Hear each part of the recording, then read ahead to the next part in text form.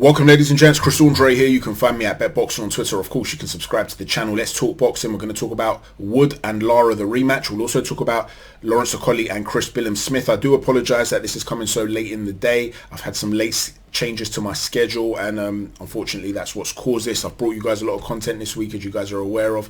So I apologise, but let's get deep into it now, even if it is the night before. So Mauricio Lara and Leigh Wood. The unfortunate news, the breaking news, is that Mauricio Lara has been stripped of his title and he will not be allowed to win it because he lost it on the scales. In the UK, you have certain check weights that you have to meet prior to the actual weigh-in. This is designed to ensure that fighters make the weight safely. So they want to see that you're coming down gradually in weight in a safe manner. And then when you have to make the weight on the day of the weigh-in, you don't have to crash diet essentially and then leave yourself drained and exposed in a manner which can be detrimental to your health come fight night. A lot of international fighters do not like this rule, but it's a rule that exists. And because Mauricio Lara failed to make the check weight and he was then given a second opportunity to make weight, he was, according to Ben Davison, he was unable to do that. He was stripped.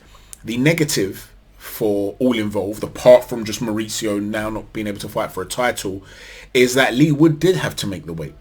So it's not just the case that Mauricio Lara comes into the fight naturally heavier. I think he weighed in 4 pounds over the weight limit. He didn't try to then push himself to make the weight, as far as I'm aware, is because when you are draining yourself and your opponent is not, you're at an extreme disadvantage. Did you see how gaunt Leigh Wood looked after the weigh-in? The minute he got off the scales, the very second he grabbed this bottle of water and he started drinking immediately. He's focused now on rehydration. He's put his body through trauma, and there is always a piper to pay when it comes to these things, okay? In other words, it takes a certain amount of time, as I've said, to rehydrate and for your body to reabsorb all the lost fluids, for it to be converted into cerebrospinal fluids to provide a cushion for the brain, which obviously affects things like punch resistance. Also to the body, if you're draining yourself, to the body, your organs are really going through something when you're trying to do that. Look at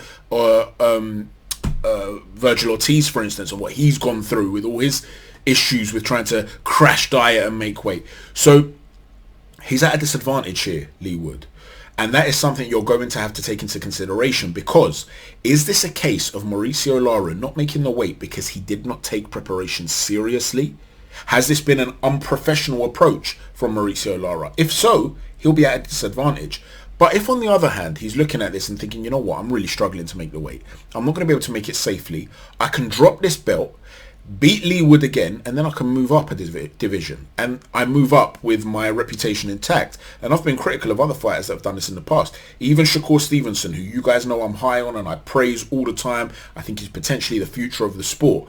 He did something similar. He couldn't make 130, so he didn't even try. He gave up his belt on the scale, came in comfortably, beat, I think it was a Robson Conceição fight, and then he moved up from there.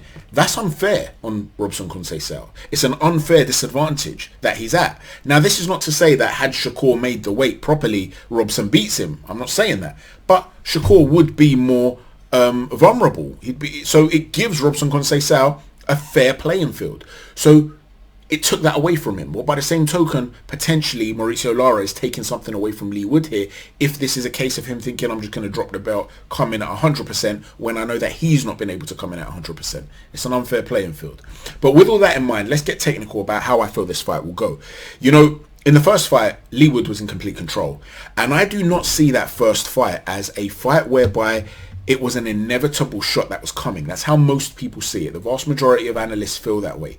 It's almost like a Deontay Wilder-esque moment, whereby even though he lost the first few rounds against Gerald Washington or against Artur Szpilka, you know that he's got the sort of power and he's got the sort of approach where he's lining you up, reading your patterns. He downloads data, Deontay Wilder, to line you up with that right hand and then take you out. So he'll lose the first 3 rounds, 4 rounds, all of a sudden the opponent's unconscious on the floor, and you're not surprised and you're not overly critical because you know that's how he operates. That's not really the case with Mauricio Lara. He starts quickly usually, then there's a little bit of a dip in his output, and then he tries to finish strongly again. Well, with Leigh Wood, from the opening bell, Wood seemed like he was in control. The first 2 rounds, I gave 1 apiece. After that, I gave them all to Leigh Wood. If I remember rightly, the 4th round was the swing round that I also gave to Wood, but that was a close round. That aside, apart from the 7th where he got stopped and the 2nd, I gave them all to Leigh Wood. So even when Mauricio Lara is trying to start early, what Wood was able to do really, really effectively is essentially use distance control and ensure he was taking half a step back every time Lara would seek to enter the pocket. He would use that stab jab to the body, and Lara was not reacting to it and moving back. Or, you know, we saw when Devin Haney was trying to shoot those body shots towards Lomachenko, some of them were landing, right? But a lot of them Loma would spot and move with them, which was the equivalent of rolling with a punch, and it takes it off of the body shot. So he'd be in the pocket, for instance, and Devin Haney would try and throw a right hook, and as he's doing that, Loma would step to his own right, so it takes away the shot. It's like rolling with a shot, rubbernecking, as Witherspoon used to call it. It takes something off of the shot. Lara wasn't doing that. Lara will stand in the pocket because his sole thought process is how to go linear towards you. How do I get inside? And the way in which he distributes his power is to lean onto that front foot, and then he'll launch in with a jab. That's how he works his entry point. He launches in with power shots after launching off of that lead foot. So by shifting his weight onto the lead foot, there's a tail there. But he's very quick at then launching forward. And what Wood was able to do more often than not is spot that little tail and take half a step back. So he's longer than Lara and he's punishing him from range. When Lara's trying to enter the pocket, Wood's reading it and taking the pocket away. When Wood stopped having success is when he would choose to hold his feet and cover up.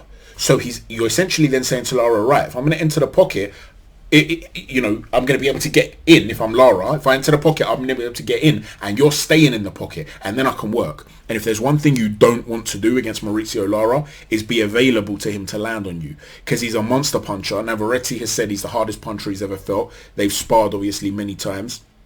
And he's the sort of guy whereby he's not particularly fast-handed, and so he loads up on everything. You saw Josh Warrington throwing flurries of shots, and he's throwing his hooks from off the floor. He's loading up with everything, and he's saying, okay, you're going to land 2 shots, I'm going to land 1.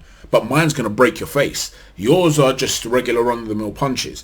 So the best way to deal with Lara is to get him not to be able to have that entry point and take the pocket. If he does take the pocket, because he is so excessive with the way he loads up, he'll often land a big shot and lose positioning.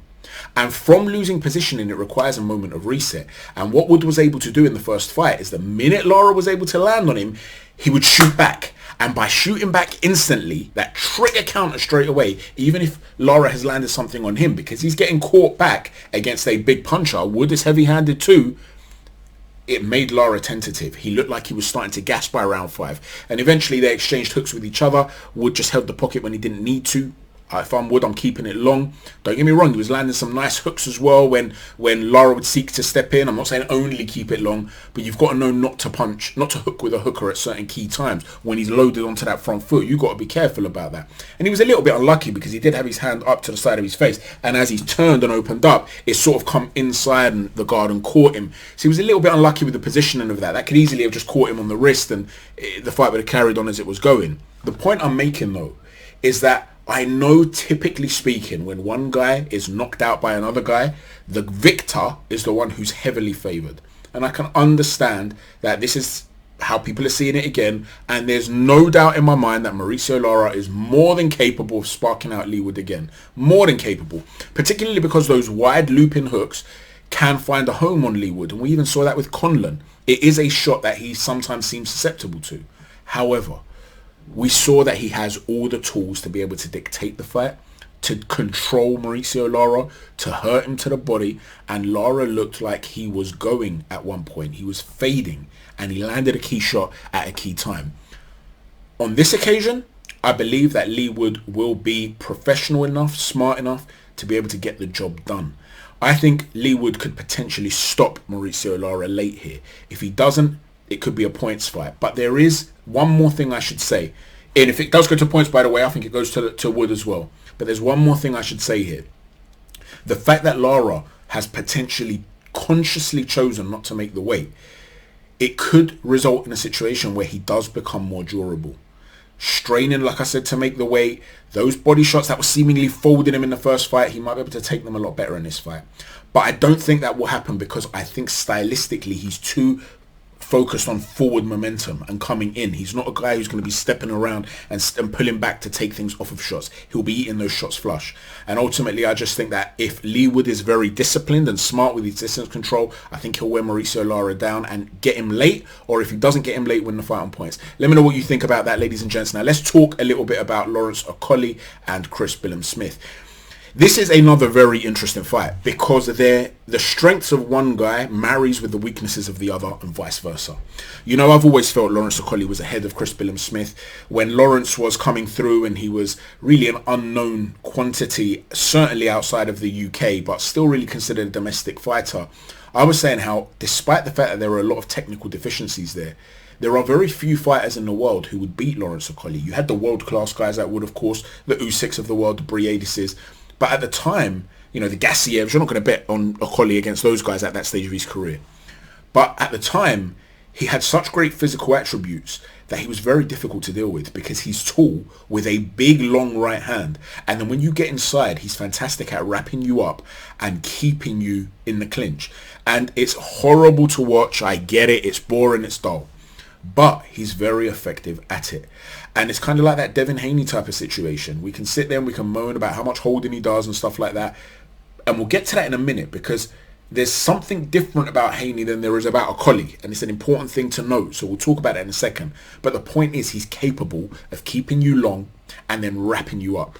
Unlike Devin Haney, Lawrence Okolie has big punching power with the right hand. So Devin Haney will beat you with, you know, death by 1,000 jabs. Lawrence Okolie will take your head clean off with that long right hand. The reason his strengths and weaknesses, though, don't marry up well against Chris Billam-Smith and vice versa is because Chris at range can be caught with shots. But on the inside, he's very, very good. And he has sparred with Okolie on so many occasions, it's reasonable to say that he's figured out how to break out of the clinch against Okolie. He's figured out how to make an inside fight. And I've heard Shane McGuigan in the past talk about their strengths and weaknesses when they were still in the same camp. So this is before the split, right? So it wasn't Shane being salty or anything like that. And he was basically talking about how they could learn a lot from each other. And one of the things he mentioned is that, you know, Okolie could improve his inside game by working with Chris Billam-Smith and seeing what he's at. So Shane revealed from all the way back then that Chris Billam-Smith's the better inside fighter. Now, if you look at my first ever technical breakdown where I used footage, it was the build-up of Okolie against Glavatsky, and it was actually a 30-minute long video. We got quite detailed into it. And in that video, I'm very praising of Lawrence Okolie's inside game. And the reason I'm praising of it is because it does wear you down. It's effective. It's not just how it ties you up. It's the fact that he'll lean on you and he's very clever at being able to roll with shots. So if you're trying to free one arm and you're going to come with a hook, he'll feel that and then roll with the shot inside. But he's destructive with it as well because he's leaning on you, wearing you down. And as you break out of that, he can immediately go to work and be quite effective with it. Well, he's going to need all those skills to tie up Chris Billam-Smith, because if Smith can stay in the pocket and start letting go of those little uppercuts and hooks that he likes to throw, how will Okolie cope? You see, I'm going back now to what I was saying before about the difference between Haney and Okolie. If you do stop Devin Haney from clinching, although his inside game isn't great, he has a lot more wrinkles to his game than Okolie. He's capable of changing that height dynamic and pivoting out. He's able to, when he comes low, throw an uppercut. He's able to hide his upper body as he does it in patterns. He dips quite low below the waist and he does it in patterns. And whilst Okolie can also dip below the waist, and we spoke about that in that video with Glavatsky, he's a taller man and he's a heavier man. And being like that and having to bend down and bring yourself up and stuff like that, it's not an easy thing to do. It's tiring, especially of a man of that size. So the point I'm making here is he will not be able to afford to be in a position where he's consistently trading with Chris Billam-Smith on the inside. Having said all of that, you look at Chris Billam-Smith and he always gets tagged. He's a very, very good inside fighter if he forces himself there. But when was the last time you saw Chris Billam-Smith have a protracted fight whereby you thought, you know what, his defense was on point today? He gets caught with a lot of shots. And against a guy like Lawrence Okolie, I'm not so sure that that's going to work out well for him. I commend them for chasing the Okolie fight. That tells you that they're confident, right? That tells you we might have a remedy for Lawrence. But it's one thing to do it in sparring. It's another to do it in a real fight. And the fact that Okolie took it instantly suggests to you that he's not concerned of the fact that he's got Shane McGuigan, his former trainer, in his corner. He's not concerned, okay, this is my old trainer. He's not concerned that I've been inspiring with this guy and he knows my game. That didn't worry Okolie. And the other thing I also wonder about Lawrence, because he's a very smart guy, if you look at how he's operated around Chris Billam-Smith in the build-up to this fight, he's been completely disengaging. Every single face-off, he'll look at him for a few seconds and then look away. On one of them, he even hugged Chris Billam-Smith. Billam-Smith, though, is trying to look a lot more intense. He's trying to intimidate Okolie. He's trying to get in his face as if to say to him, you're not going to be able to do to me what you used to do in sparring. I'm here now. Whereas why is Okolie doing that? It could be a series of different things. Some people have interpreted it to mean that Okolie doesn't want to waste his time. They know each other. He's not going to intimidate him. So why waste energy? I don't think so. I think Okolie's more calculating than that. So I think what Okolie is doing this for is one of two things. He either knows that Chris Billam-Smith is somebody that seeks to get up for a fight by creating a rivalry. There are a lot of fighters like that. They need to get angry at an opponent. And so he's taken that away from him. He's not being rude. He's not being a scumbag. But then on fight night, he's going to come out and be really aggressive. That's one potential. The other potential is that he wants to be dismissive. It's a psychological mind game. Do you remember when Mike Tyson was going to fight Julius Francis? And Francis was trying to look really intimidating and get in his face. And he started talking about how he'd been to prison. And Mike Tyson was twirling his hair and just laughing. He weren't even trying to intimidate Julius Francis. And the message was, are you being serious right now? You're going to intimidate me. It's almost like a 6-year-old kid trying to intimidate his 15-year-old brother. The 15-year-old is not going to get in his face. He's just going to laugh and say, go away, and not even look at him and just push him away. That's the sort of message that Tyson, in my opinion, was trying to send Julius Francis at the time. And it's the sort of message that maybe Okolie is trying to send Chris Billam-Smith. As if I'm going to get in your face and try and intimidate you. You're not even on my level. However, there is one last comment I'm going to make here about this. Lawrence Okolie was asked in an interview before this fight was touted about how it would go between him and Chris Billam-Smith. And he'd left camp by this point, but they'd not spoken about a fight. And he said, listen, he's a really good fighter. I'm very, very confident in myself. I believe I'd get the job done. I'd say it's definitely, I don't know, maybe 60-40 in my favour. And I remember being surprised at that.